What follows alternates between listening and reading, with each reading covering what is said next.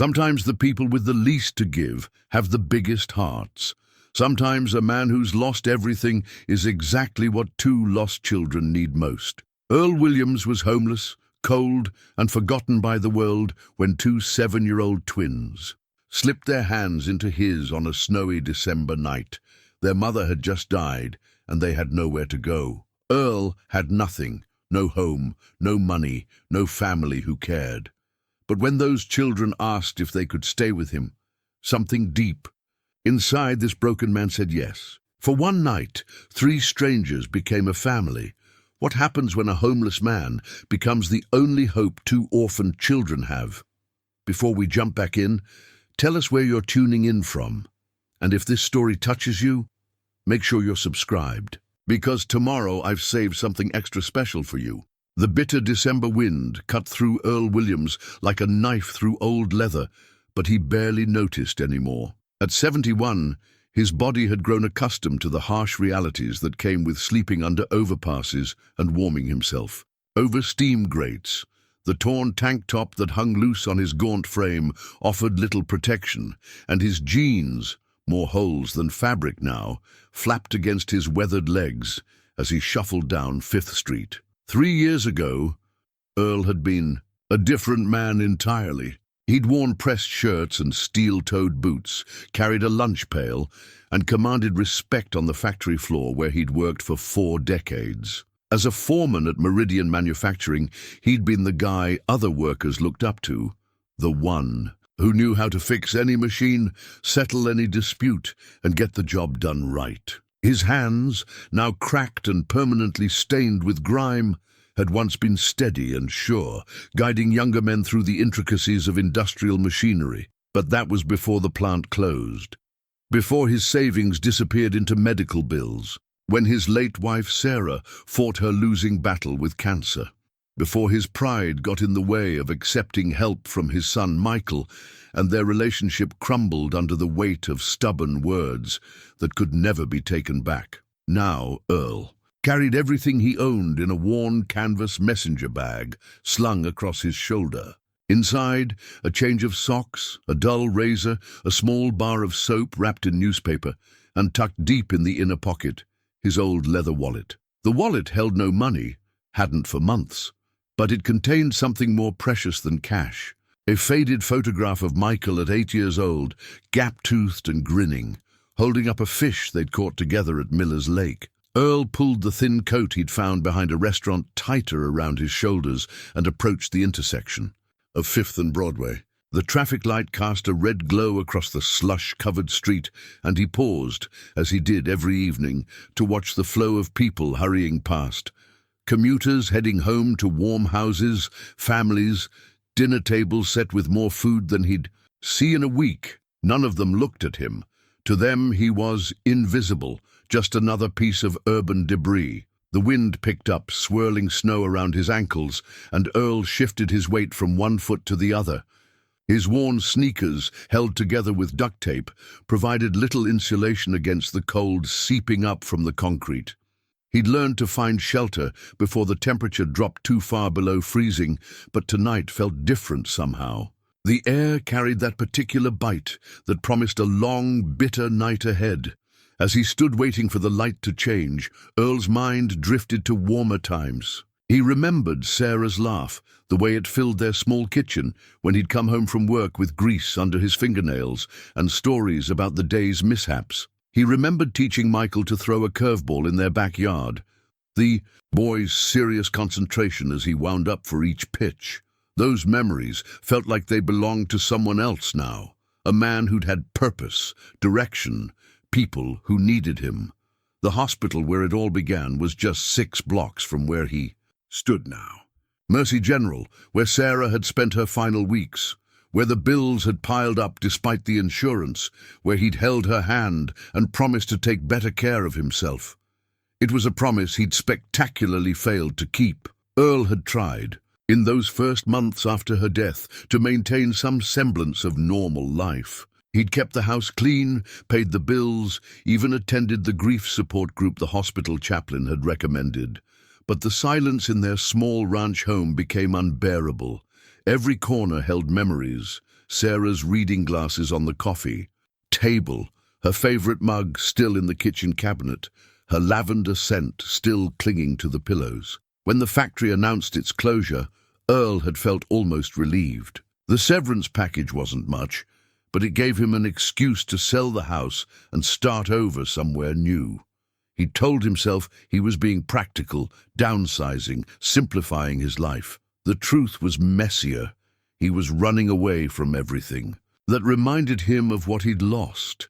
The apartment he'd rented was supposed to be temporary, just until he found his footing again. But jobs were scarce for men his age, and the temporary became permanent, until even that became impossible to afford. His pride had prevented him from reaching out to Michael until it was too late, until the gap between them had grown too wide to cross with a simple phone call. Now, as he stood at the crosswalk, Earl caught his reflection in the window of a closed shop. The man staring back was a stranger, hollow-cheeked, grey-bearded eyes that had seen too much loss. When had he become this person? When had he stopped being Earl Williams, respected foreman and devoted husband, and become just another homeless man, invisible to the world?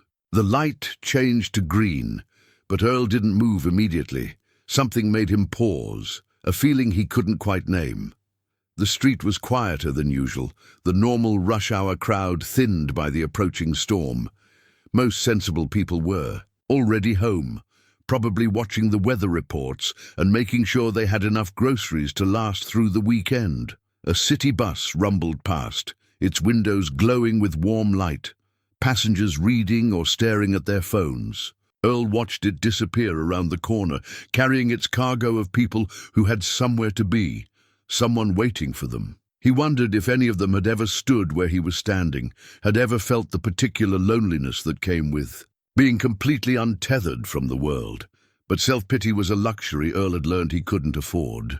It sapped what little strength he had left, and he needed every ounce of energy to survive another night. He'd find shelter at the 24-hour laundromat on 10th Street, if the manager was in a generous mood, or huddle in the doorway of the closed electronics store if not. Tomorrow he'd make his rounds, the food bank, the day labor office, anywhere that might offer a few hours of work or a warm meal. The snow was falling harder now, fat flakes that melted as soon as they hit the wet pavement. Earl pulled his thin coat closer and prepared to cross the street. That's when he felt it, small fingers sliding into his rough palm, first one hand, then another. Earl looked down in shock to see two small children standing beside him, twins, both African-American, both no older than 7 or 8. The girl wore a purple puffy coat that was too big for her slight frame, while the boy was bundled in a matching blue one. Their faces were streaked with tears, and their eyes held a particular kind of sadness that Earl recognized from his own. "Mirror, mister," the boy said quietly, his voice barely audible above the wind. "Our mom died today." Earl's breath caught in his throat. The words hit him like a physical blow, carrying with them the weight of every loss he'd ever experienced. He stared down at the children, their small hands still clasped in his, and felt something shift deep in his chest, a stirring of something he'd thought was dead. "What?" he managed to whisper. "She had cancer," the girl added, her lower lip trembling. "The doctor said she went to heaven, but we don't know how to get there." Earl's mind reeled. These children, these babies, were standing in the middle of a winter storm, alone and grieving, with nowhere to go. He looked around desperately, expecting to see a social worker, a family member, someone responsible for their care. But the street was empty except for the three of them and the swirling snow. "Where?" Earl's voice cracked and he had to start again. "Where are you supposed to be?" "The hospital lady said someone would come get us," the boy said, wiping his nose with the back of his free hand. "But we got scared and ran away. We don't want to go with strangers." The irony wasn't lost on Earl that they were now standing with the ultimate stranger, a homeless man who hadn't spoken to a child in years, who could barely take care of himself, much less 2 grieving kids.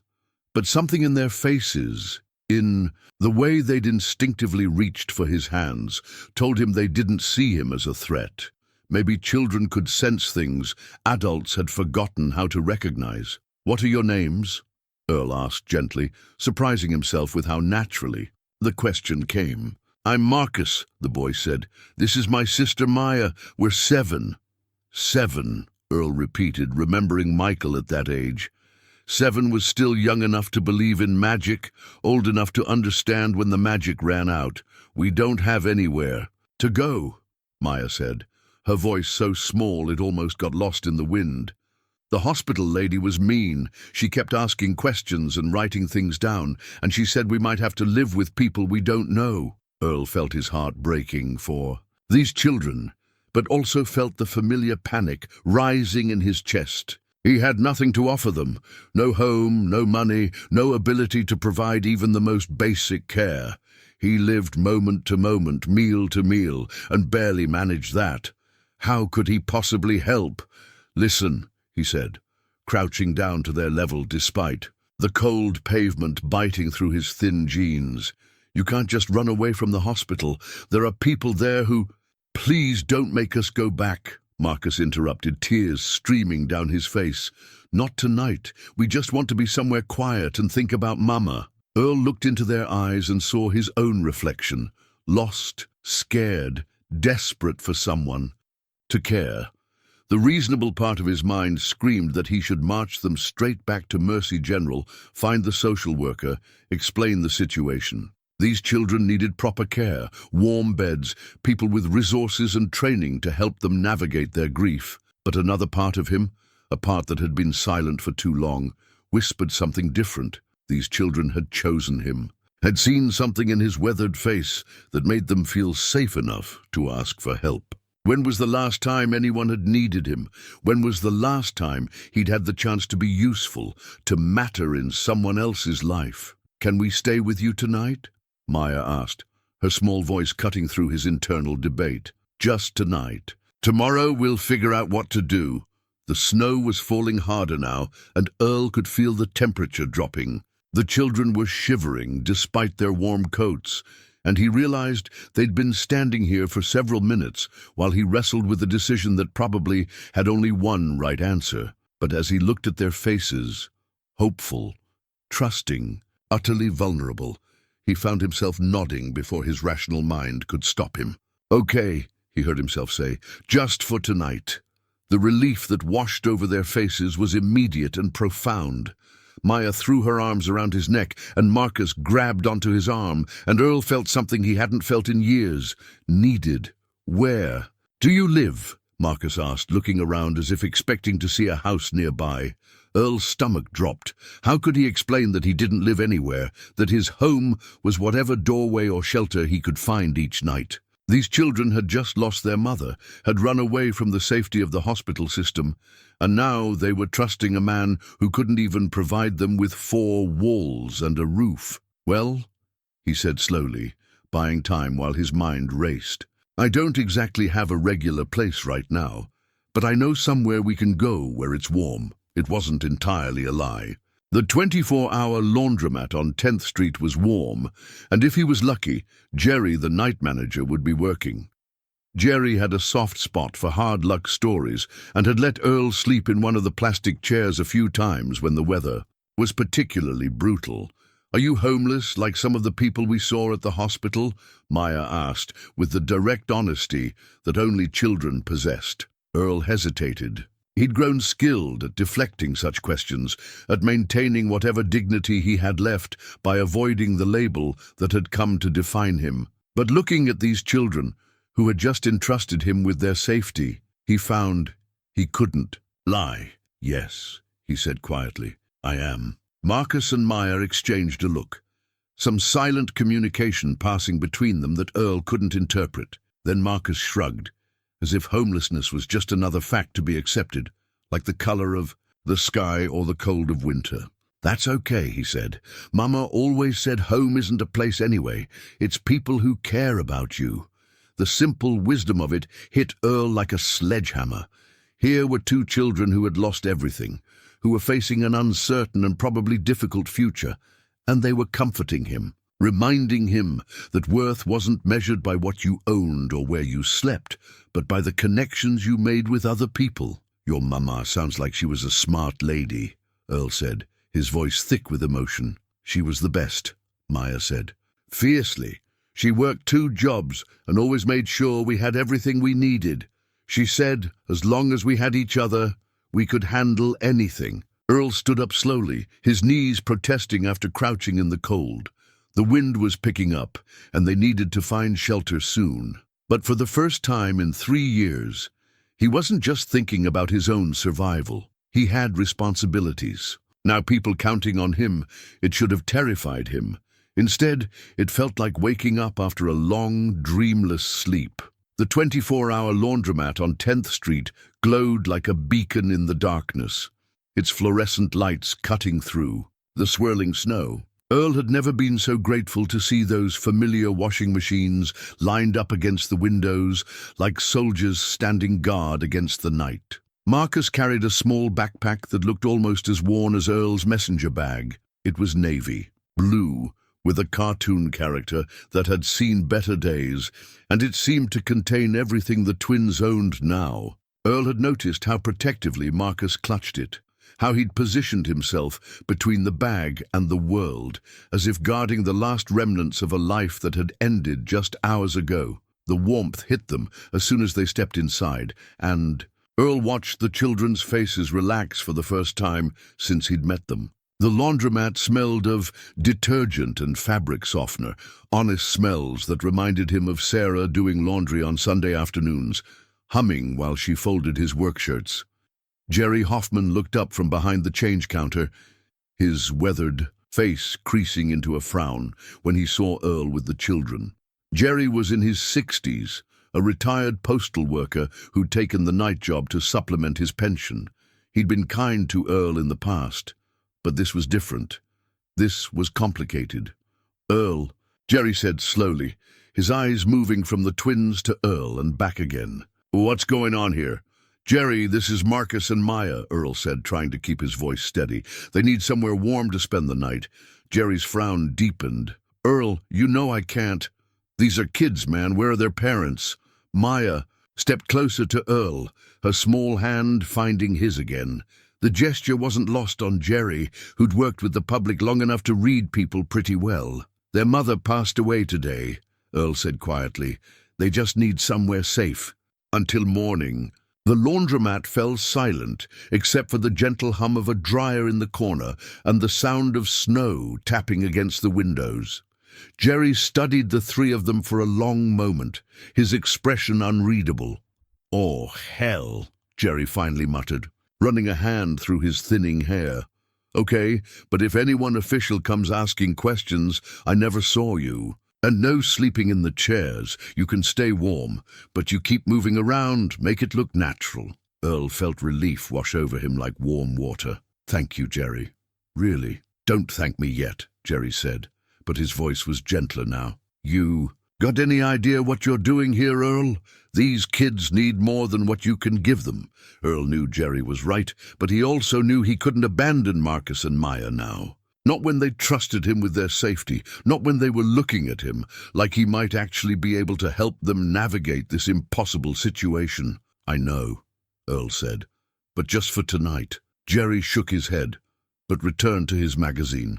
Earl guided the twins to a section of plastic chairs near the back of the laundromat, away from the windows, but close enough to the dryers to feel their warmth. Marcus carefully set his backpack on the floor beside his chair, and Earl noticed how the boy's eyes never left it for long.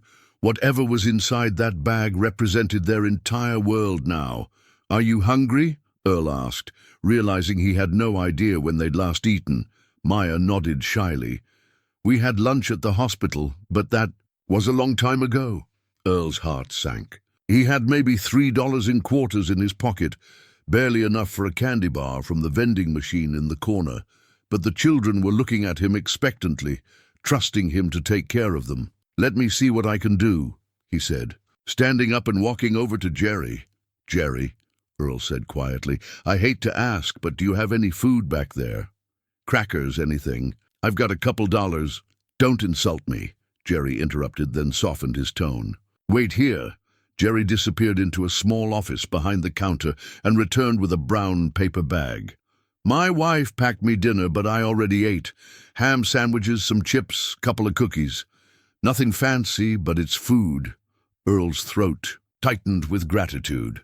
"Jerry, I can't." "Yeah, you can," Jerry said firmly. "Those kids didn't ask to be in this situation." Earl took the bag back to Marcus and Maya, who accepted the sandwiches with quiet thank yous that broke his heart.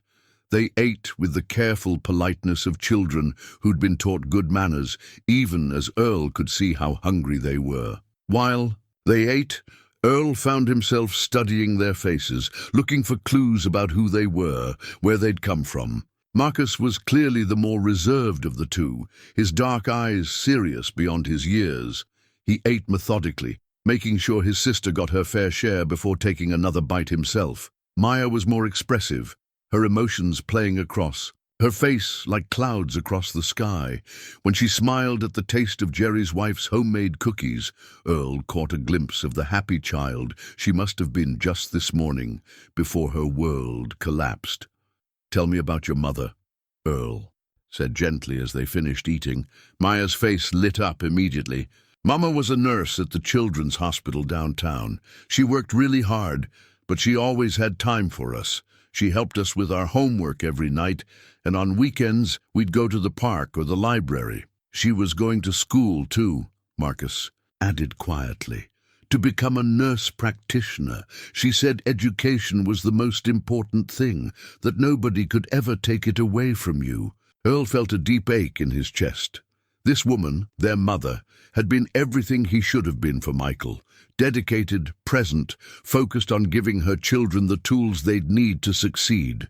Instead, he'd let pride and stubbornness drive away the most important person in his life. "She sounds like an amazing woman," Earl said sincerely. "The cancer got bad really fast," Maya said, her voice dropping to a whisper. "One day, she was just tired all the time, and then the doctors said—" Her voice broke, and she wiped her eyes. With the back of her hand, Marcus reached over and took his sister's hand, a gesture so tender and protective that Earl had to look away. These children had learned to take care of each other in ways that most adults never mastered. A memory surfaced unbidden. Michael, at age 7, crying because he'd fallen off his bike and scraped his knee. Earl had been impatient, had told his son to stop crying, that big boys didn't make such a fuss over little injuries. Sarah had quietly taken over, cleaning the wound and applying a bandage while humming a song that made Michael forget his pain. How different things might have been if Earl had learned to offer comfort instead of criticism, if he'd understood that strength sometimes looked like gentleness. "Mr. Earl," Maya said, pulling him back to the present, "do you have kids?"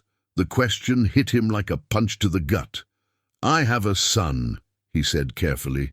"His name is Michael. He's grown up now." "Does he live far away?" Marcus asked. Earl realized he didn't actually know where Michael lived now.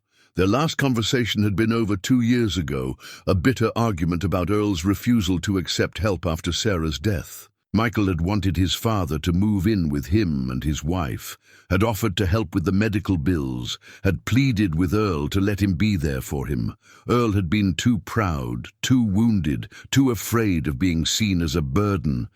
He'd said things he couldn't take back, had accused his son of treating him like a charity case. The conversation had ended with Michael driving away in tears, and Earl standing alone in the driveway of a house he'd sell 3 months later. "I don't know where he lives now," Earl admitted quietly. "We haven't talked in a while." The twins absorbed this information with the same matter-of-fact acceptance they'd shown about his homelessness. In their short lives, they'd probably learned that adults didn't always make sense, that families could be complicated in ways that had nothing to do with love. The hours passed slowly in the warm cocoon of the laundromat.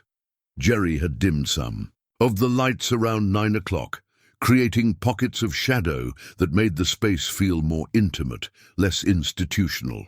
Earl watched the twins gradually relax, their shoulders dropping as the warmth seeped into their bones and the immediate crisis of finding shelter was resolved. Maya had curled up in her plastic chair, her purple coat bunched up like a pillow behind her head. She wasn't quite sleeping, but her eyes were heavy, and she kept drifting in and out of consciousness. Every few minutes she'd jolt awake, her eyes searching until they found Earl, and then she'd settle back down. Marcus remained, more alert, his protective instincts apparently not allowing him to fully rest. He kept one hand on his backpack and his eyes on the door, as if expecting someone to burst in at any moment and drag them back to whatever they were running from. "You don't have to stay awake, son," Earl said softly. "I'll keep watch." Marcus studied Earl's face in the fluorescent light, seeming to weigh whether this promise could be trusted. "Mama always said we had to look out for each other," he said finally. "She said family takes care of family." The word family hung in the air between them, loaded with meaning that Earl wasn't sure he was ready to examine. But he could see what Marcus was saying without saying it. They were a family now, however temporary, however unlikely, and families had obligations to each other. "Your mama was right," Earl said. "But even in families, people take turns. You watched out for your sister while you were at the hospital, while you were walking through the snow, while you found me. Now it's my turn to watch out for both of you." Marcus considered this logic, then nodded slowly. "Just for a little while," he said, but Earl could see him relaxing slightly, his grip on the backpack loosening just a fraction. Earl's mind drifted to his own childhood, growing up in a house where watching out for each other hadn't been a given. His father had worked double shifts at the steel mill and came home too tired for conversation. His mother had juggled 3 part-time jobs and fallen asleep most nights in front of the television. Love had been expressed through packed lunches and clean clothes, but rarely through words or embraces. Maybe that's why he'd struggled so much with Michael, Earl thought. He'd never learned how to show affection, how to be present in the ways that mattered. He'd provided for his family the way his father had provided, through steady work and a reliable paycheck. But he'd missed the emotional connection that Sarah had supplied so naturally. "Mr. Earl," Maya whispered, her eyes still closed, "will you tell us about your son?" The request caught him off guard. He'd spent so long avoiding thoughts of Michael, pushing down the regret and shame that came with remembering how badly he'd handled their last conversation. But something about the darkness of the laundromat, the intimacy of shared vulnerability, made it feel safe to remember. "Michael was about your age when we went on our first camping trip," Earl began, his voice soft so as not to disturb the late-night quiet. "He was so excited he packed his bag 3 days early, kept checking to make sure he had everything, his sleeping bag, his flashlight, his lucky baseball cap." Maya's eyes fluttered open, and Marcus shifted in his chair to listen better. "We went to Miller's Lake, about 2 hours north of the city. Michael had never been fishing before, and he was convinced he was going to catch the biggest fish in the lake. I tried to manage his expectations, told him that fishing was more about patience than luck." Earl smiled at the memory, the first genuine smile he'd felt in months. "That boy proved me wrong. Within an hour of getting his line in the water, he'd caught a bass that was almost as long as his arm. He was so proud, jumping up and down, yelling for me to take pictures with the old camera we'd brought." "Did you keep the fish?" Marcus asked. "We threw it back," Earl said. "Michael insisted. He said the fish probably had a family too, and they'd be worried if it didn't come home." The parallel to their current situation wasn't lost on any of them. Earl felt a pang of guilt, wondering if somewhere in the city social workers and police officers were looking for Marcus and Maya, if there were people who cared about them worrying where they were tonight. "That sounds like a good day," Maya said sleepily. "It was one of the best days of my life," Earl admitted, the words coming out before he could stop them. "Michael and I grilled hot dogs over the campfire, told ghost stories, counted stars until we fell asleep. In the morning, he woke me up at sunrise because he wanted to try fishing again. Why don't you talk to him anymore?" Marcus asked with the directness that children possessed, but adults had learned to suppress. Earl was quiet for so long that the twins probably thought he wasn't going to answer. The truth was complicated, layered with years of miscommunication and hurt feelings, but maybe the simple version was the most honest one. "I was proud," Earl said finally. "Too proud to let him help me when I needed it. Too proud to admit I was scared and lonely after his mother died. I said some things that hurt his feelings, and he said some things that hurt mine, and then we both just stopped trying." Mama always said pride was the most expensive thing you could own, Maya murmured, "'cause it cost you everything else." The wisdom of it hit Earl like a physical blow. Here was a 7-year-old child who had lost everything, offering him insight that he'd been too stubborn to see for himself. Pride had cost him his relationship with his son, his home, his sense of purpose. It had been the most expensive thing he'd ever owned, and he was still paying the price. A customer came in around 10:30, a young woman with a laundry basket full of baby clothes. She smiled at Jerry, but seemed puzzled by the sight of Earl and the children.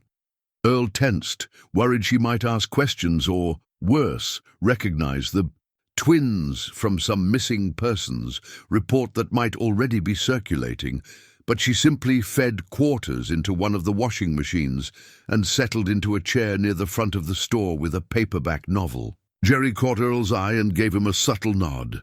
"Everything was okay. Tell us more about Michael," Maya requested, her small voice pulling Earl back to the story. Earl found himself sharing memories he'd buried for years. Michael's first day of school, when he'd cried and clung to Sarah's hand until Earl had crouched down and promised to pick him up early.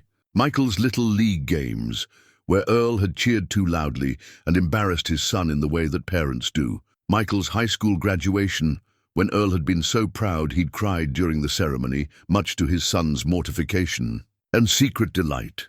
The twins listened with rapt attention, as if Earl's stories about fatherhood were exotic tales from a foreign land, which Earl supposed they were. Their experience of family had been entirely different.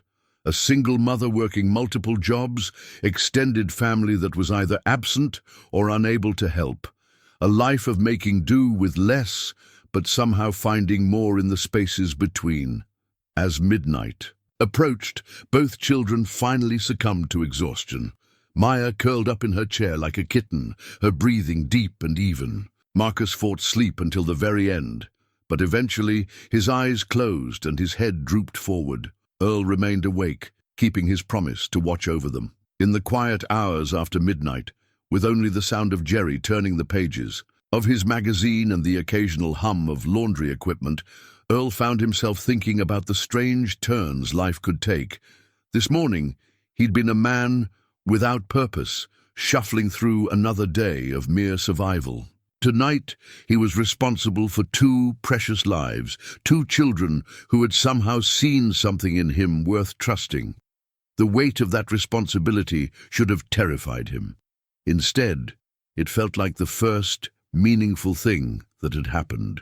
To him in 3 years, dawn broke grey and cold over the city, filtering through the laundromat windows and casting everything in muted tones. Earl had dozed fitfully in his chair, jerking awake every hour or so to check on Marcus and Maya. Both children had slept more soundly than he'd expected, their exhaustion from grief and shock finally overcoming their anxiety about their situation. Jerry's replacement, a college-age kid named Danny, arrived at 6 a.m. with coffee and questions in his eyes. Jerry had apparently filled him in on the basics, because Danny just nodded at Earl and went about his business of restocking the vending machines and emptying the change from the washers and dryers. "Morning," Earl said quietly when Maya stirred, blinking in the fluorescent light that seemed harsher in the daylight. "Is it today?" she asked, that momentary confusion that comes with waking in an unfamiliar place. "It's today," Earl confirmed gently, and watched as memory crashed back into her consciousness. Her face crumpled for just a moment before she gathered herself with the resilience that had already impressed him. Marcus woke a few minutes later, immediately reaching for his backpack to make sure it was still there. When he was satisfied that their possessions were safe, He looked around the laundromat with fresh eyes, taking in their situation in the harsh light of morning. "What happens now?" he asked Earl, the question every adult in their situation was probably asking, but too proud to voice. Earl had been thinking about that all night. In the darkness, keeping watch while the twins slept, he'd tried to formulate some kind of plan. The truth was, he had no idea what came next. They couldn't stay in the laundromat indefinitely, and he couldn't provide for them the way they deserved. But he also couldn't bring himself to march them back to the hospital and hand them over to a system that had already failed to keep them safe. "First, we need to find you some breakfast," Earl said, avoiding the bigger question for now. "There's a place a few blocks from here that serves free meals in the morning." "Is it okay if we go there?" Maya asked, and Earl realized she was asking about more than just permission. She was asking if it was safe, if they'd be welcome, if anyone would try to separate them. "It's okay," Earl assured her. "The people there are good folks. They help anyone who needs it." They gathered their few belongings and stepped out into the bitter morning air. The snow had stopped during the night, but the temperature had dropped even further, and Earl pulled his thin coat tighter as they walked down streets that were already busy with commuters heading to jobs in heated offices. The community kitchen occupied the basement of St. Mark's Episcopal Church, and Earl had eaten there sporadically over the past 3 years. The volunteers were kind and asked no questions, serving eggs and pancakes and coffee to anyone who lined up at the door. But bringing children there felt different, more complicated. He'd always been able to blend into the background before, just another anonymous face in need of a meal. With Marcus and Maya beside him, he felt exposed, conspicuous. Rose Martinez, the volunteer coordinator, looked up from the serving line when she saw them enter. Earl had spoken to her a few times before. She was a retired teacher who'd been volunteering at the kitchen for over a decade. Her grey hair was always pulled back in a neat bun, and she wore the same faded apron that read, "World's Best Grandma," in peeling letters. "Earl," she said warmly. Then her eyes moved to the twins, and her expression shifted to one of gentle concern. "And who do we have here?" "This is Marcus and Maya," Earl said, his hand resting protectively on Maya's shoulder. They're with me." Rose studied the three of them for a moment, her teacher's intuition clearly picking up on the complexity of their situation.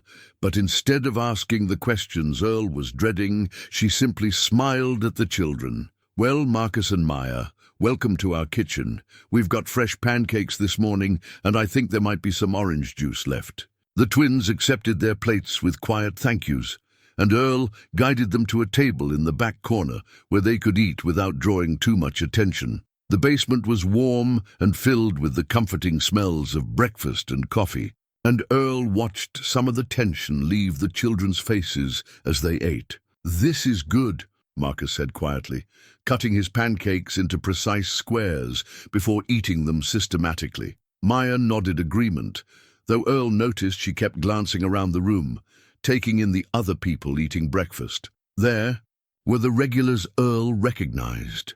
Old Pete, who talked to himself about conspiracy theories. Maria, the woman with the shopping cart full of bottles and cans. Tom, the veteran who'd been living rough since his discharge. But there were also families, people who might have jobs but not enough money for groceries at the end of the month. Elderly folks stretching social security checks that didn't quite cover both rent and food. "Are all these people homeless?" Maya whispered. "Some of them," Earl said honestly, "but not all. Sometimes people just need a little help getting by." "The church doesn't ask questions. They just serve food to anyone who's hungry." After breakfast, Earl showed the twins his tattered city map, the one he'd used to navigate his new life on the streets. The paper was worn soft from handling, marked with his own annotations. Places to avoid, spots where he could sometimes find work, locations of public restrooms and water fountains. "This is where we are now," he said, pointing to their current location. "And this is the library, about 6 blocks north. They've got heat and bathrooms, and nobody bothers you if you're quiet." Marcus studied the map with the intensity of a general planning a campaign. "What about here?" he asked, pointing to an area near the river. "That's the industrial district," Earl explained. "Sometimes there's day labor work there, loading trucks, cleaning warehouses, but it's not safe for kids." They spent the morning at the Central Library, a massive brick building that had been Earl's refuge on many cold days. The children's section was on the second floor, and Earl watched as Marcus and Maya gravitated toward the picture books with a hunger that had nothing to do with food. They'd lost so much in the past 24 hours, but here were stories and adventures, and the promise that somewhere, somehow, things could work out right. Earl found himself remembering Saturday mornings when Michael was young, how they'd come to this same library, and Michael would check out stacks of books about dinosaurs or space exploration. Sarah would settle into one of the comfortable chairs with her own novel, while Earl helped Michael sound out difficult words. "Mr. Earl," Maya said, appearing beside him with a book clutched to her chest, "could you read this to us?" The book was The Story of Ferdinand, about the bull who preferred smelling flowers to fighting. Earl's throat tightened as he remembered reading the same book to Michael, how his son had identified with the gentle bull who just wanted to be left alone to enjoy the simple pleasures of life. They found a quiet corner near the windows, and Earl read the story aloud while Marcus and Maya pressed close to his sides. The library patrons occasionally glanced their way, an unusual trio, clearly, but no one said anything. In the library, everyone was equal, everyone belonged. As the day wore on, Earl began teaching the twins the survival skills he'd learned during his years on the streets. How to recognize which public buildings had accessible bathrooms, which restaurants threw away perfectly good food at closing time, and how to approach dumpster diving with dignity and tact. Where to find warm places to sit when the cold became unbearable. "Why don't you have a house anymore?" Marcus asked, as they walked past a row of neat suburban homes on their way to the park. Earl struggled with how to explain the cascade of events that had led to his current situation. How do you tell children about the way pride can poison everything it touches? How do you explain that sometimes adults make decisions that seem reasonable at the time, but lead to consequences they never imagined? "Sometimes life throws you curveballs," he said finally, borrowing one of Sarah's favorite expressions. "And sometimes you swing and miss. But you can always try again," Maya said matter-of-factly. "That's what Mama always said. Every day is a new at-bat." The baseball metaphor made Earl smile despite himself. Their mother had clearly been a wise woman, someone who understood that resilience was more important than success, that getting back up mattered more than never falling down. They spent the afternoon in Riverside Park, where Earl showed them how to stay warm by moving around, how to find sheltered spots when the wind picked up. The twins were quick learners, adapting to their new reality with a flexibility that both impressed and saddened him. As evening approached, Earl realized they'd made it through their first full day together. They'd found food, shelter, and purpose in taking care of each other. It wasn't sustainable, he knew that, but for now, it was enough. But as they prepared to return to the laundromat for another night, Earl noticed a police car driving slowly through the park, the officer inside scanning the area with obvious purpose. His stomach dropped as he realized their time might be running out. The police car's slow patrol through the park sent a chill down Earl's spine that had nothing to do with the winter air. He casually guided Marcus and Maya toward the playground equipment, trying to look like a grandfather spending time with his grandchildren rather than a homeless man harboring two runaway children. "Should we hide?" Maya whispered, her small hand untightening in his. "No hiding," Earl said quietly. "Just act natural. Play on the swings for a minute." The twins understood immediately, their street-smart instincts kicking in as they ran toward the swing set with forced enthusiasm. Earl pushed them gently, keeping one eye on the police car as it continued its circuit through the park. After what felt like an eternity, the cruiser moved on, but Earl's heart was still racing. That evening, as they walked back toward the laundromat, Maya pulled something from her coat pocket. It was a small, worn doll with brown skin and black, braided hair, dressed in a tiny nurse's uniform. The doll's left arm hung at an odd angle, clearly broken, but Maya clutched it to her chest like it was made of pure gold. "This is Nurse Nina," Maya said, noticing Earl's attention. "Mama gave her to me when I was 4. She said Nina would always take care of me even when Mama couldn't be there." Earl's throat constricted as he looked at the broken doll. A child's treasure, damaged but still beloved, still providing comfort in an impossible situation. It reminded him of his own attachment to the photograph in his wallet, the way objects could carry love across time and distance. "She looks like a very good nurse," Earl said seriously. "Her arm got broken when we had to move apartments last year," Marcus explained. "Maya cried for hours, but Mama said some things are more beautiful when they're a little broken. She said it means they've survived something difficult." The wisdom embedded in that simple statement hit Earl like a revelation. Here were 2 children who understood something about resilience and beauty that had taken him 71 years to recognize. They'd been shaped by struggle, but not defined by it, taught to find meaning in survival rather than shame in circumstance. Jerry was working. Again, when they returned to the laundromat, and Earl could see the concern in his friend's eyes. 2 nights was pushing the limits of what Jerry could justify, and they both knew it couldn't continue indefinitely. "Any word from social services?" Jerry asked quietly, while the twins settled into their usual chairs. Earl shook his head, though. He'd been wondering the same thing. Surely someone was looking for Marcus and Maya by now. Hospital administrators, caseworkers, maybe even distant relatives who'd been contacted about their mother's death. The longer they stayed hidden, the more serious the consequences would be when they were eventually found. "Earl," Jerry said carefully, "I've been thinking. My sister Carmen works for the county, not social services, but she knows people. Maybe she could make some calls, find out what options these kids have, unofficially, you know." Earl felt torn between gratitude and fear. Jerry was trying to help, but any contact with official channels risked exposing their location, breaking up the fragile family they'd formed over the past 48 hours. "I appreciate it," Earl said finally, "but let me think about it." That night, after the twins had fallen asleep, Earl found himself staring out at the empty street and wondering what kind of future he could possibly provide for Marcus and Maya. He had no home, no income, no legal right to make decisions about their welfare. He was, in every practical sense, the worst possible guardian they could have chosen.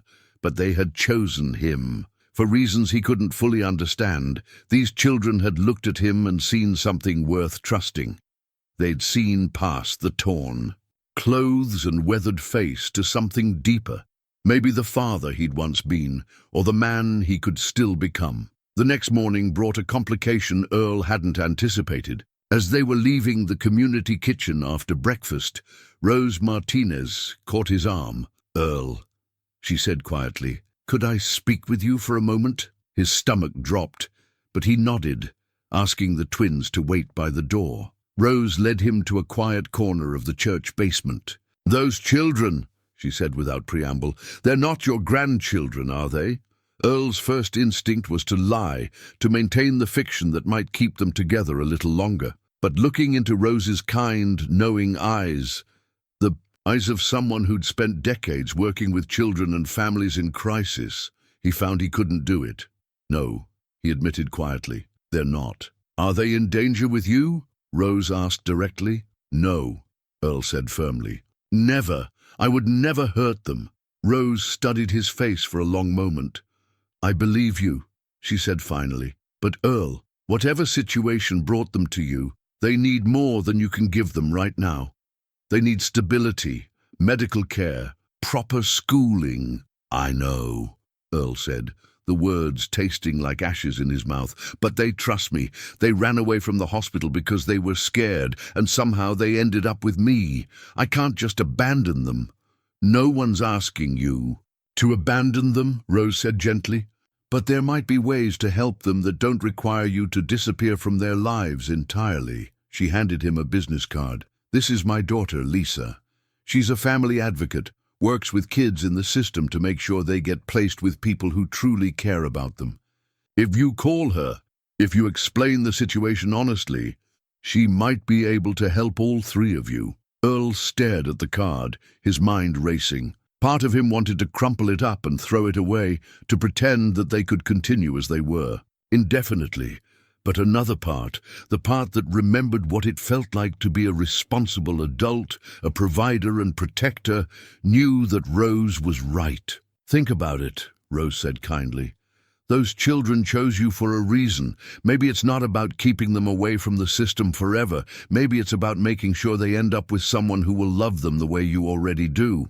As they walked away from the church, Maya slipped her broken doll into Earl's coat pocket. Nina needs to stay warm, she explained, and she likes you. The simple gesture broke something open in Earl's chest. Here was a child who'd lost everything, trusting him not just with her safety, but with her most precious possession. How could he possibly live up to that trust? And how could he bear to let her down? That afternoon, while the twins played quietly, in the library, Earl found himself staring at Lisa Martinez's business card, turning it over and over in his hands. On one side was printed information: her name, title, phone number. On the other was handwritten note from Rose. Sometimes the bravest thing is asking for help. Outside the library windows, snow was beginning to fall again, and Earl realized their time was running out in more ways than one. They couldn't survive another week on the streets, especially not with the temperatures dropping and the children's resilience beginning to wear thin. But more than that, Earl was starting to understand that keeping Marcus and Maya with him wasn't about what was best for him. It was about what was best for them. And maybe, just maybe, what was best for them was finding a way to make their unlikely family legitimate, legal, and lasting. For the first time in 3 years, Earl Williams was thinking beyond just surviving until tomorrow. He was thinking about building something better, something that honored the trust these children had placed in him while giving them the future they deserved. Earl had just worked up the courage to dial Lisa Martinez's number when his old life came crashing back into his present in the most unexpected way. The twins were absorbed in a picture book at their usual table in the library when Earl heard someone call his name, not from across the room, but from directly behind him. "Dad?" Earl's heart stopped. He turned around slowly, afraid that grief and wishful thinking had finally caused him to hallucinate. But there was no mistaking the man standing before him. Michael Williams, 32 years old now, wearing an expensive-looking coat and an expression of shock that probably mirrored Earl's own. "Michael," Earl whispered, the name catching in his throat. His son looked older than Earl remembered, more solid somehow, with the confident bearing of a man who'd made something of himself. But his eyes, those were still the same eyes that had looked up at Earl with such trust during that long-ago fishing trip to Miller's Lake. "Dad, what?" Michael's voice broke as he took in Earl's appearance, the worn clothes, the gaunt frame, the unmistakable markers of someone who'd been living rough. "Oh God, Dad, what happened to you?" Earl became acutely aware of how he must look to his successful son, standing there in the children's section of the library like some sort of vagrant. The shame he'd been keeping at bay for 3 years crashed over him in waves. "It's complicated," Earl managed to say. Michael's eyes moved past Earl to the table where Marcus and Maya sat, and his expression shifted from shock to confusion. Do you have children with you?" Before Earl could figure out how to explain, Maya looked up from her book and noticed the conversation. With the directness that had become familiar to Earl, she stood up and walked over to them. "Hi," she said to Michael with the polite curiosity of a child meeting a new adult. "Are you Mr. Earl's son? He told us about you." Michael's eyes widened, clearly not expecting to be addressed by a 7-year-old who seemed comfortable with his homeless father. "Ah, yes, I'm Michael. "I'm Maya, and that's Marcus," she said, pointing back to her brother. "We're staying with Mr. Earl because our mama died, and we didn't have anywhere else to go." The simple, honest explanation hit Michael like a physical blow. Earl watched his son's face cycle through confusion, understanding, and something that might have been respect. "Maya," Earl said gently, "why don't you go back to Marcus for a minute? Michael and I need to talk." Maya nodded and returned to her brother, but Earl could see both twins watching the adults with the heightened awareness that comes from living in uncertainty. "Dad," Michael said quietly, "what the hell is going on?" Earl gestured toward a corner of the library where they could speak more privately. As they walked, he tried to organize his thoughts, to find words for a situation that defied easy explanation. "Those children," Michael said before Earl could speak, "they're not just staying with you. They're homeless too, aren't they? Jesus, Dad, how long have you been living on the streets?" "About 3 years," Earl said, the admission coming easier than he'd expected. Michael's face went pale. 3 years? Dad, why didn't you? I tried to call you after Mum's funeral. I went to the house, but it was empty. The neighbors said you'd moved, but no one knew where." "I sold the house," Earl said. "Used the money to pay off your mother's medical bills." But where did you go? Why didn't you call me?" Earl looked away, unable to meet his son's eyes. "You offered to help, and I turned you down. Said some things I shouldn't have said. I figured you were better off without your old man dragging you down." "Better off?" Michael's voice cracked. "Dad, I've been looking for you for 2 years. I hired a private investigator, checked with hospitals, morgues. I thought you were dead." The raw pain in his son's voice cut through Earl like a blade. All this time, he'd convinced himself that Michael was relieved to be free of his burden of a father.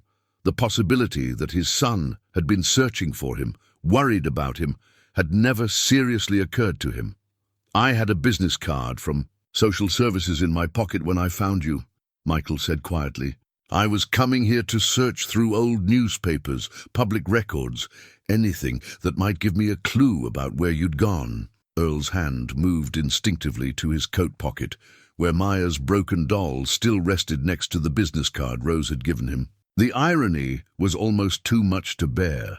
His son had been looking for him using the same system he'd been trying to help Marcus and Maya navigate. "Social services?" Earl asked. Michael nodded. "I registered with them as a concerned family member. They said if you ever applied for benefits or got picked up by police, they'd contact me." He paused, studying Earl's face. "Those children, they're in the system, aren't they? Or they should be." Earl found himself telling the whole story. The snowy intersection, the twins' trust, their nights in the laundromat, the growing sense that he was responsible for their welfare in ways he'd never expected. Michael listened without interruption, his expression shifting from concern to something that might have been admiration. "So you've been taking care of them," Michael said when Earl finished. "2 grieving kids who had nowhere else to turn." "I've been trying to," Earl said, "but I can't give them what they need. I can't even take care of myself properly." Michael was quiet for a long moment, watching Marcus and Maya at their table. Maya was showing her brother something in the picture. Book.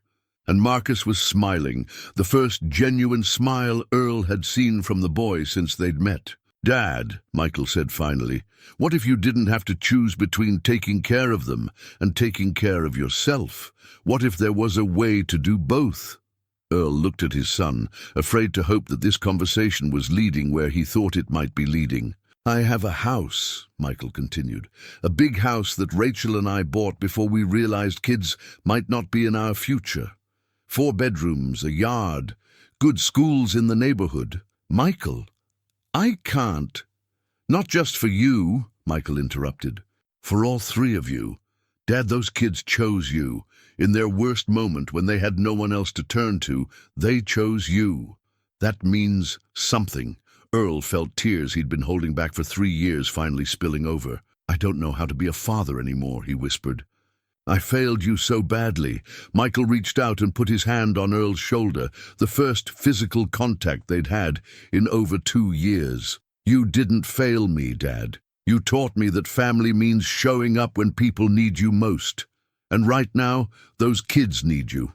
Maybe we all need each other.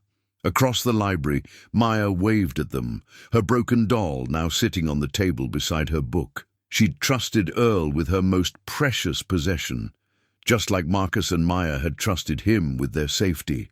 Maybe it was time for Earl to trust someone else with his. There's still the legal issue, Earl said, practical. The state will have something to say about where those children end up. That's where this comes in handy, Michael said, pulling out his own business card. I'm a family lawyer, Dad. I specialize in cases exactly like this one. If you're willing to try, if Marcus and Maya want to stay with you, I think we can make this work. Earl stared at the card.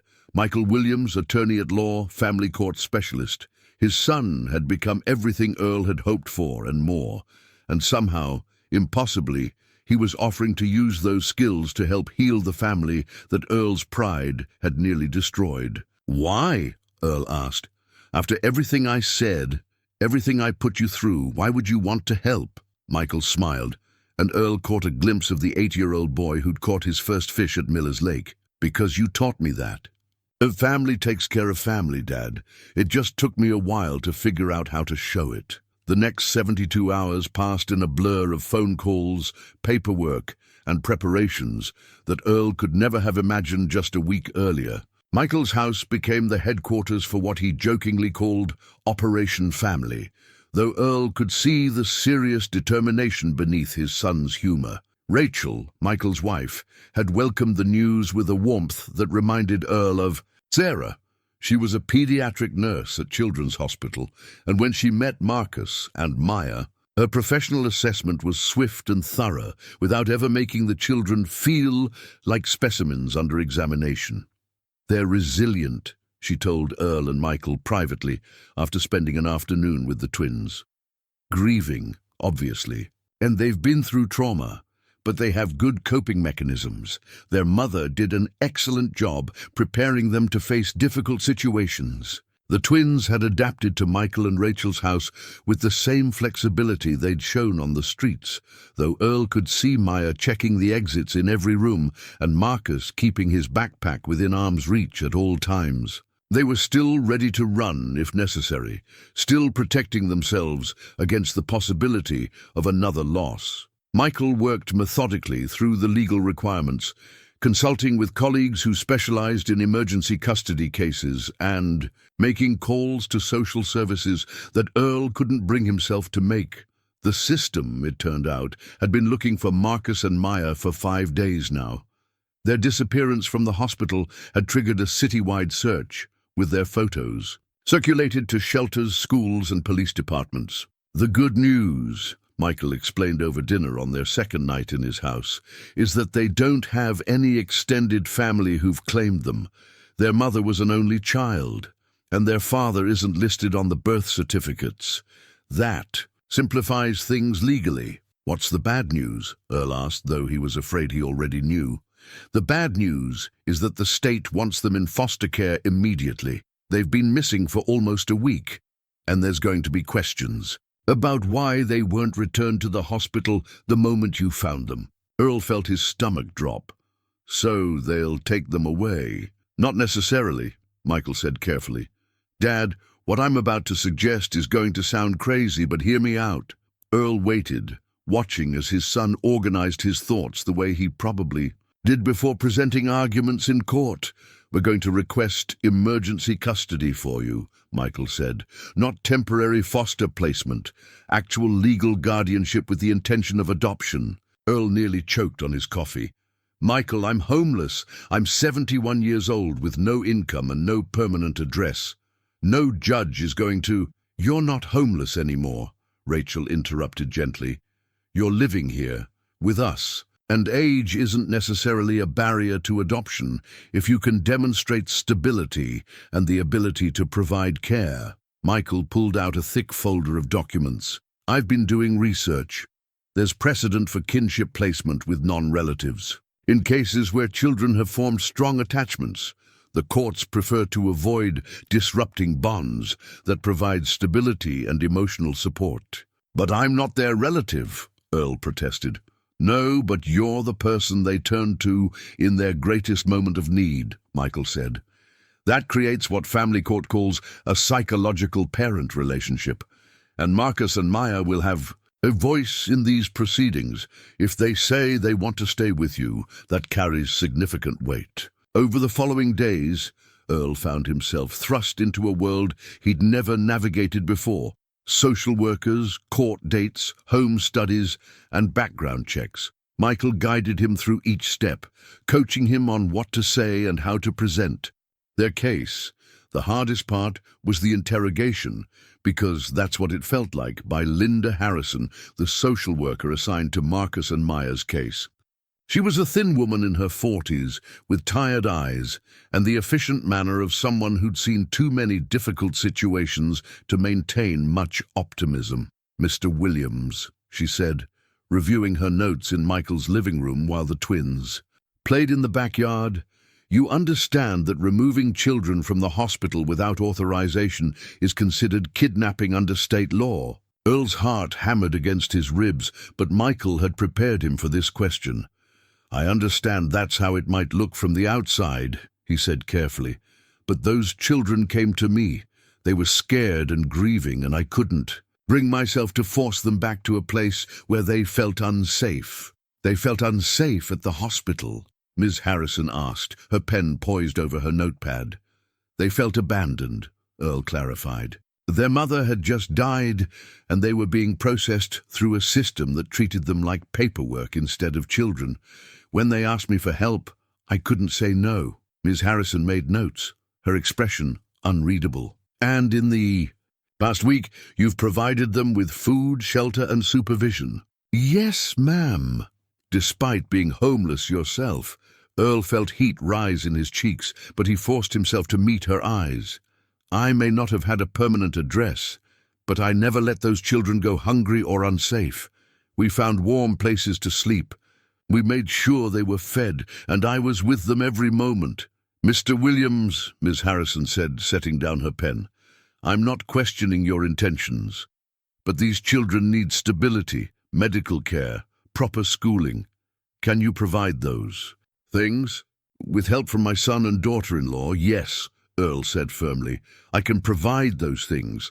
Ms. Harrison turned to Michael. "And you're willing to assume financial responsibility for 3 additional family members?" "Rachel and I are prepared to support my father and the children for as long as necessary," Michael said.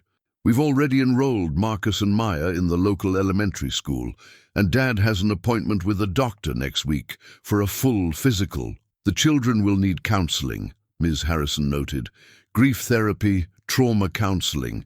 That can be expensive." "My insurance covers family therapy," Rachel added from across the room. "And I have connections at Children's Hospital who can provide specialized care if needed."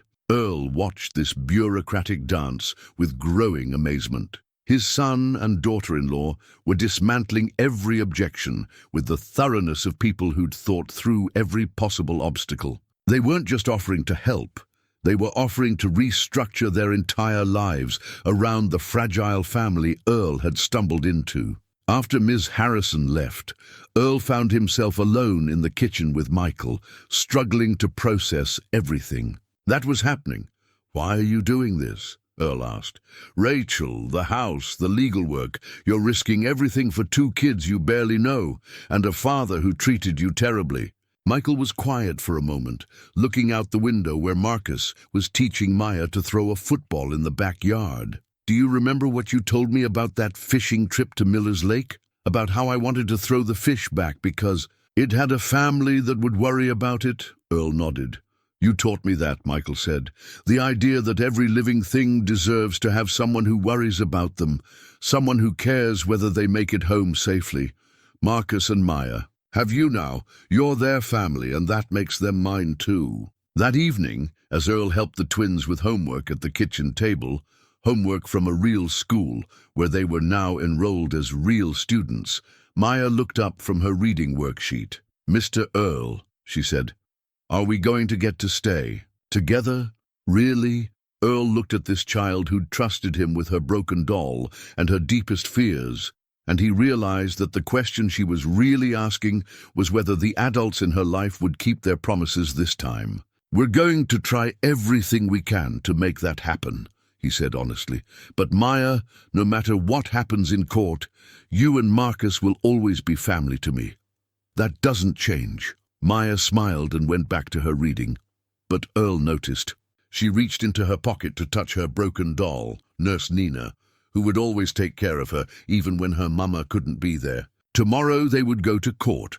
Tomorrow, a judge would decide whether their unlikely family had the right to make itself official. But tonight, around Michael's kitchen table, with homework and dinner preparations, and the comfortable chaos of people who cared about each other, Earl allowed himself to hope that home was something you could build as much as something you could find. The family courtroom was smaller than Earl had expected, panelled in dark wood that gave it a serious, formal atmosphere. Judge Patricia Chen presided from behind an imposing bench, her grey hair pulled back in a neat bun and reading glasses perched on her nose as she reviewed the case files spread before her.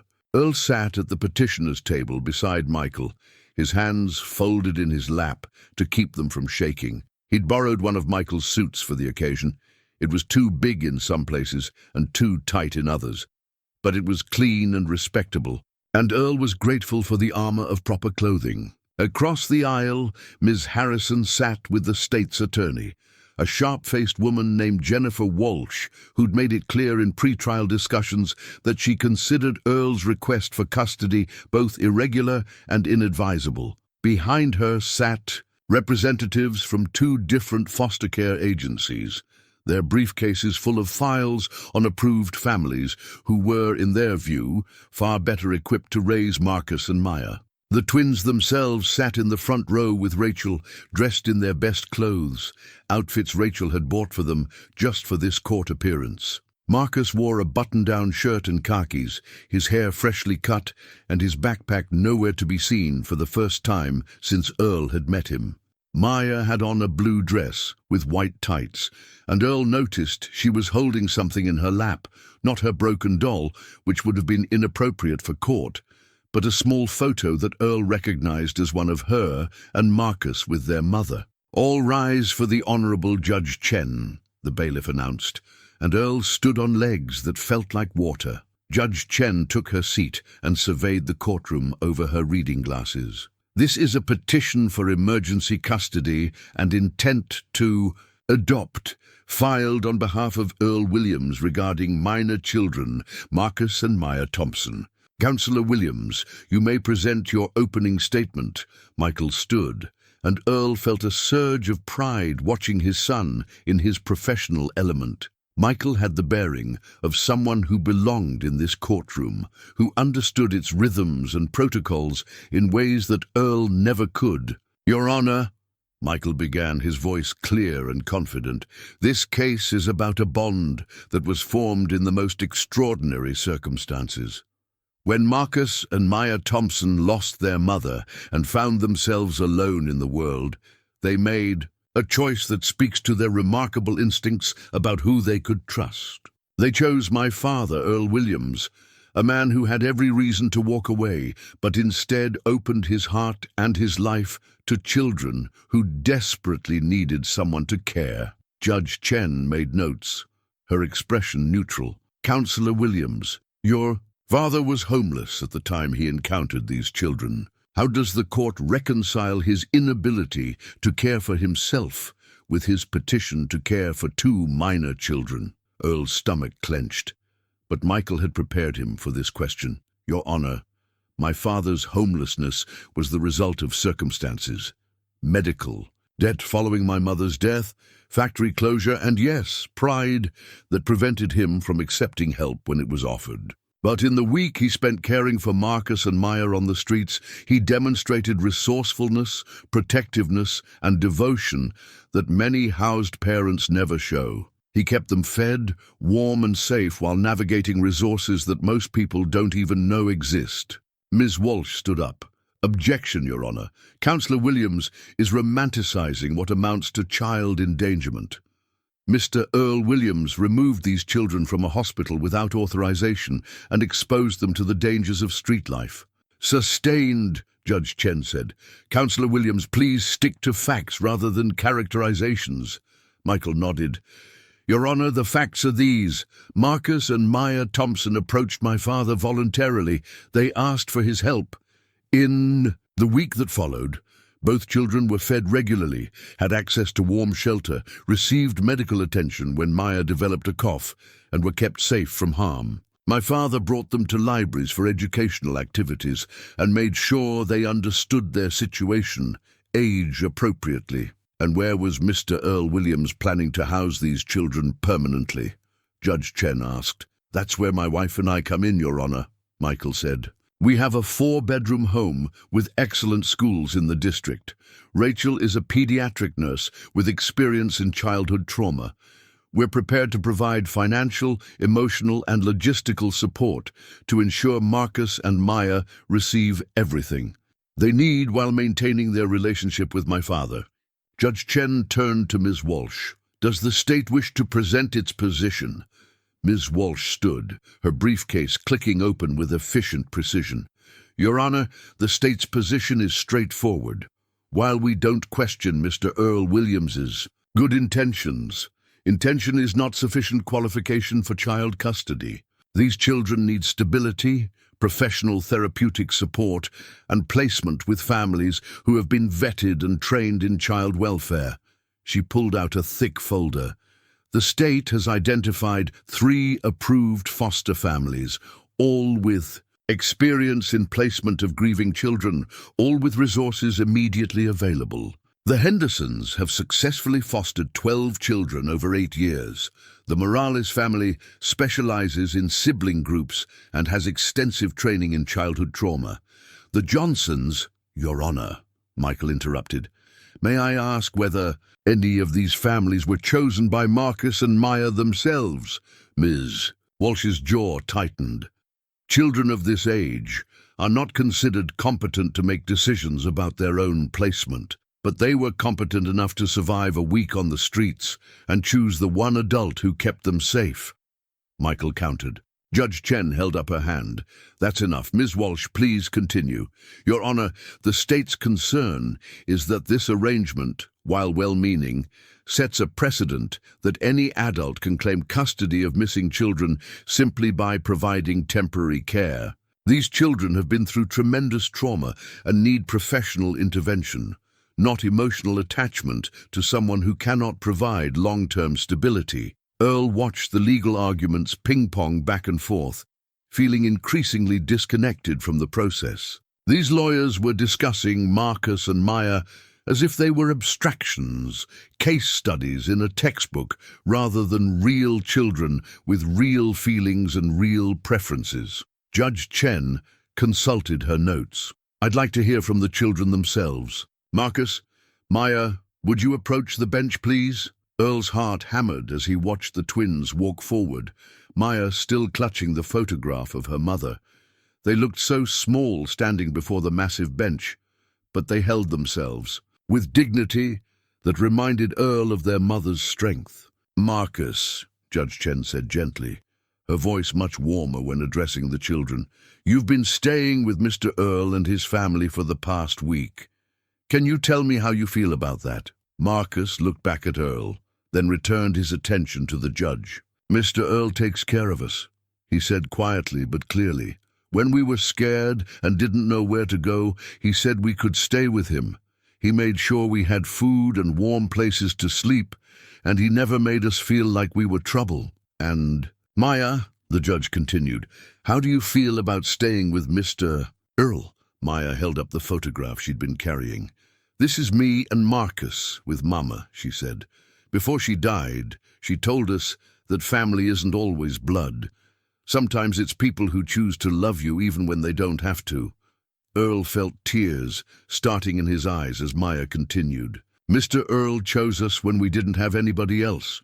He could have told us to go away, but he didn't. He kept us safe and told us stories about his son Michael.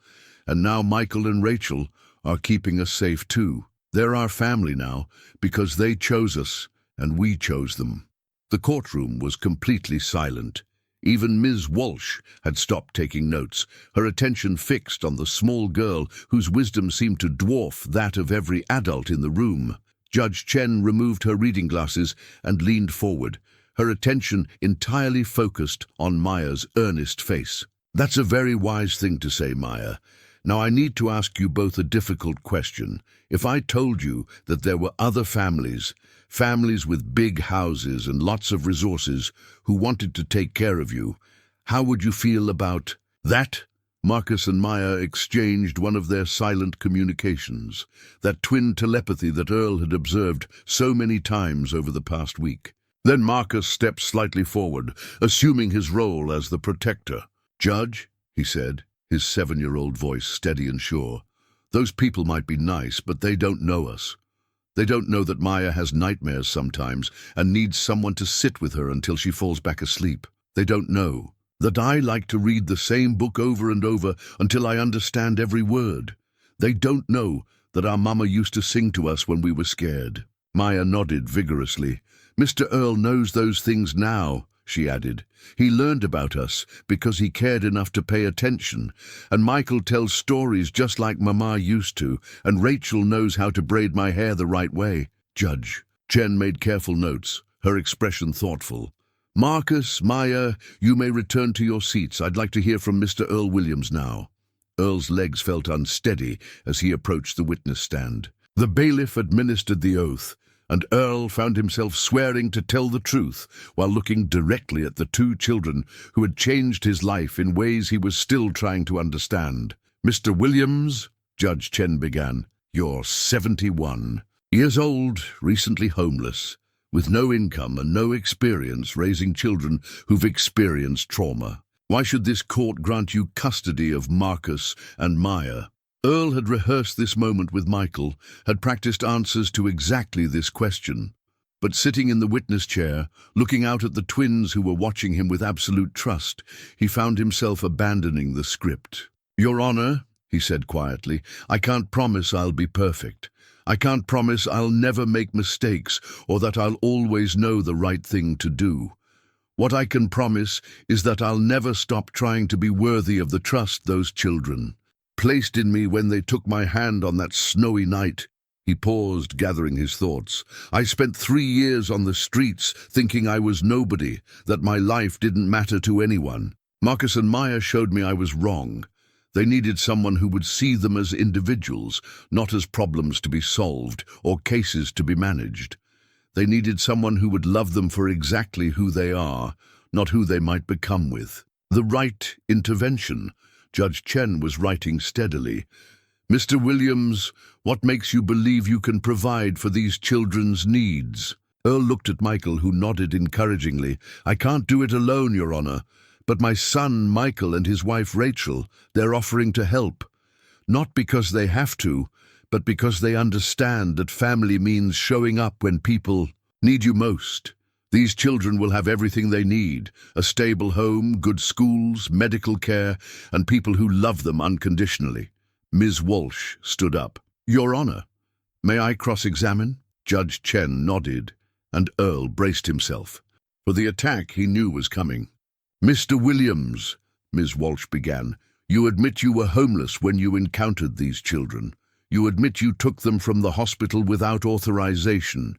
You admit you have no experience with child welfare or trauma counseling. Given all of that, don't you think these children would be better served by professional foster families?" Earl considered the question carefully. A week ago, he might have agreed with her, but a week ago, he hadn't seen Marcus teaching Maya to be brave. When she was scared, he hadn't watched them comfort each other through grief with a maturity that humbled him. He hadn't learned that love wasn't about having the right credentials. It was about showing up and staying committed when things got difficult. "Ma'am," Earl said finally, "those professional foster families might have better training and more resources, but they weren't there when Marcus and Maya needed someone most. I was. And sometimes being there when it matters is more important than having the perfect qualifications on paper." Miss Walsh consulted her notes. Mr. Williams, what happens if your son and daughter-in-law decide they don't want to support 3 additional family members indefinitely? What happens if you become ill or incapacitated? These children have already lost one parent. How can you guarantee you won't abandon them too? The question hit Earl like a physical blow because it touched on his deepest fear. How could he promise permanence to children who'd already experienced the ultimate abandonment? How could he guarantee he wouldn't let them down the way he'd let down Michael? I can't guarantee that, Earl admitted, his voice barely above a whisper. Nobody can promise they'll never die or get sick or face circumstances they can't control. But I can promise that as long as I'm breathing, those children will know they're loved. They'll know they have a place in this world, people who care, whether they come home safely, people who will fight for them even when the odds are against us. He looked directly at Marcus and Maya. I can promise that if something happens to me, they won't be alone. Because Michael and Rachel aren't just helping me, they're choosing to be part of this family too. And that means Marcus and Maya will always have people who remember their mother's love, who know their stories, who understand what makes them who they are. Ms. Walsh pressed on. Mr. Williams, wouldn't it be simpler and safer to place these children with an established foster family and allow you to maintain contact as a family friend? Earl felt something shift inside him, a certainty that surprised him with its strength. No, ma'am, it wouldn't be simpler. These children didn't ask for simple. They asked for someone who would choose them back. That's what family is. It's not about what's convenient or what looks good on paper. It's about people who commit to each other even when it's complicated, even when it's hard. When Earl returned to his seat, Judge Chen called for a 15-minute recess. Earl sat in the hallway with Michael, Rachel, and the twins, trying to read the judge's expression for clues about which way the decision might go. "You did great, Dad," Michael said quietly. "You told the truth, and you spoke from the heart." Maya climbed into Earl's lap, something she'd never done before. "Mr. Earl," she whispered, "no matter what the judge says, you're still our family, right?" Earl hugged her close, breathing in the scent of the shampoo Rachel had used to wash her hair that morning. "Always," he promised. "No matter what happens in there, you and Marcus will always be my family." When they returned to the courtroom, Judge Chen had a single document in front of her. Earl's heart hammered as she put on her reading glasses and cleared her throat. "This case has required me to balance several competing interests," she began. "The state's interest in protecting children, the children's own expressed preferences, and the question of what truly serves their best interests long-term." Earl reached for Marcus and Maya's hands, and they held on tight as they waited for the words that would determine their future together. "After careful consideration of all testimony and evidence," Judge Chen continued, "I find that while Mr. Earl Williams's circumstances at the time he encountered Marcus and Maya Thompson were indeed irregular, his actions demonstrated a level of care and commitment that speaks to his character and his fitness as a guardian." Earl's heart was beating so loudly he was sure everyone in the courtroom could hear it.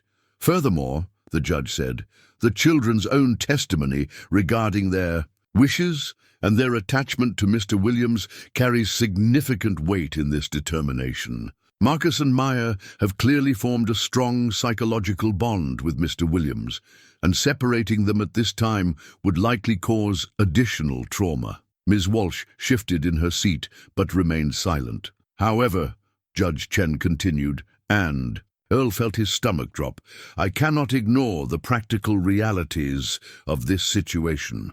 Mr. Williams is 71 years old with no independent income. While his son's offer of support is admirable, the court must ensure long-term stability. For these children," Earl closed his eyes, preparing himself for the worst. "Therefore, I am granting temporary custody to Earl Williams for a period of 6 months, with the following conditions. Mr. Williams must establish permanent residence with his son's family during this period. Both children must receive regular counseling to address their grief and trauma. The family must participate in monthly home studies with social services, and Mr. Williams must complete a foster parent training course within 90 days. Earl opened his eyes, hardly daring to believe what he was hearing. If, at the end of 6 months, all conditions have been met and the arrangement continues to serve the children's best interests, this court will consider finalizing the adoption.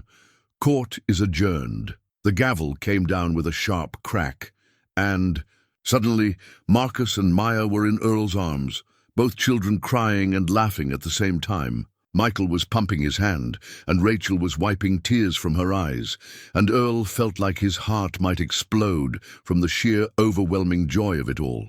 6 months later, on a warm June morning, Earl stood in the backyard of what he now thought of as home, watching Marcus teach Maya to throw a curveball.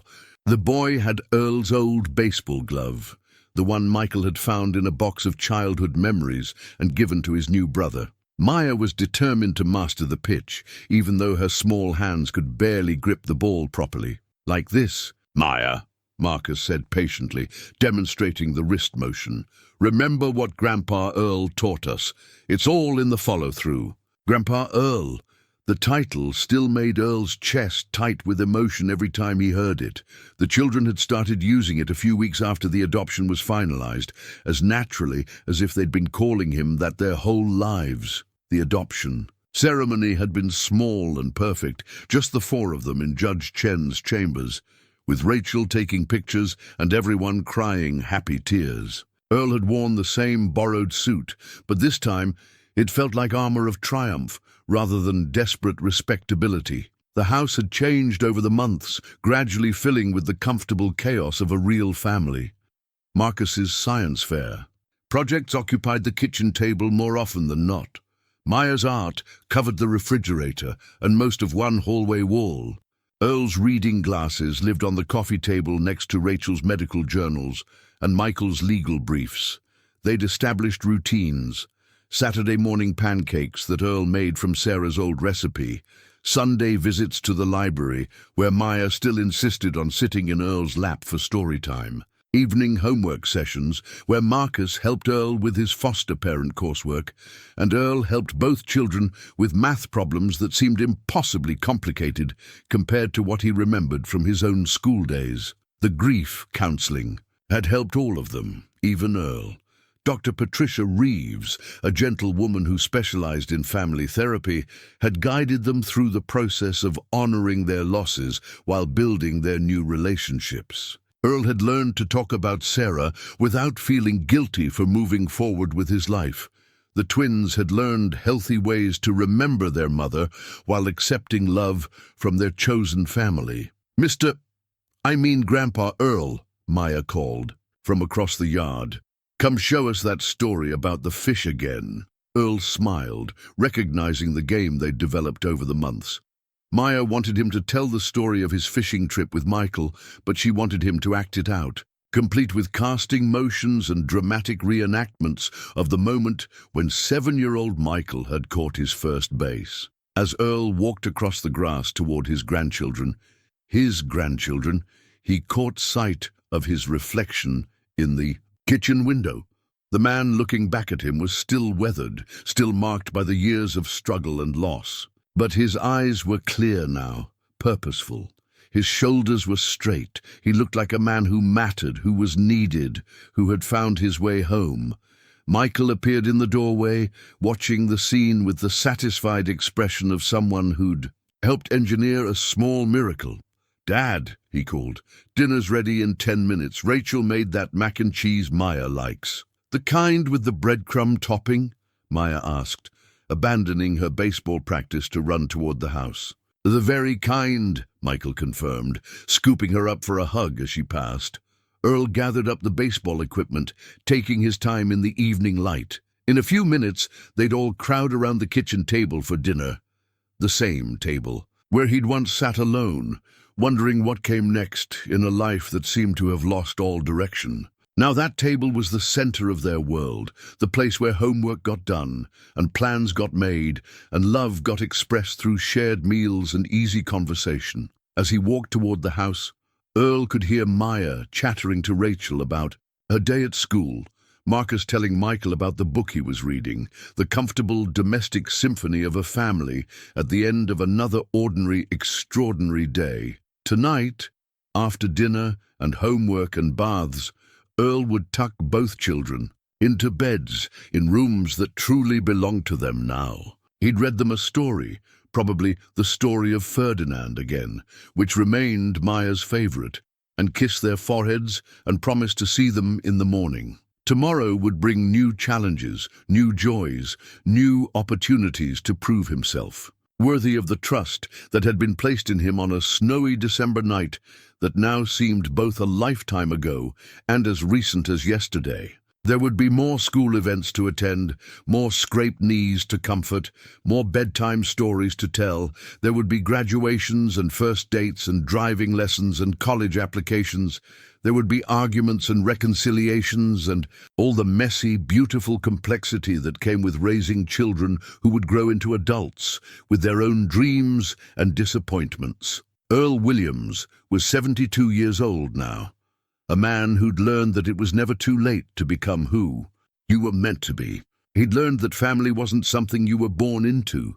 It was something you built, one choice at a time, one act of love at a time, one promise kept at a time. As he climbed the back steps toward the warm light spilling from his family's kitchen, Earl touched the wallet in his pocket. It still held that old photograph of Michael at 8 years old, but now it also contained school pictures of Marcus and Maya, a family portrait from the adoption ceremony, and a new fishing license that Michael had bought him for Father's Day. This Sunday, weather permitting, they were all going to Miller's Lake. Michael would teach Marcus and Maya to cast a line, while Rachel and Earl sat on the dock and watched 3 generations of their chosen family make new memories together.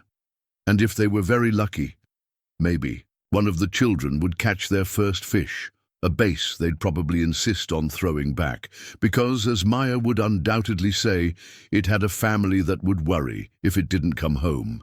Some families, Earl had learned, were worth the wait. Some stories had endings that were actually beginnings, and sometimes, when you thought you'd lost everything, the universe sent you 2 small hands to hold and a second chance to get love right. Earl Williams opened the kitchen door and stepped into the warmth of home.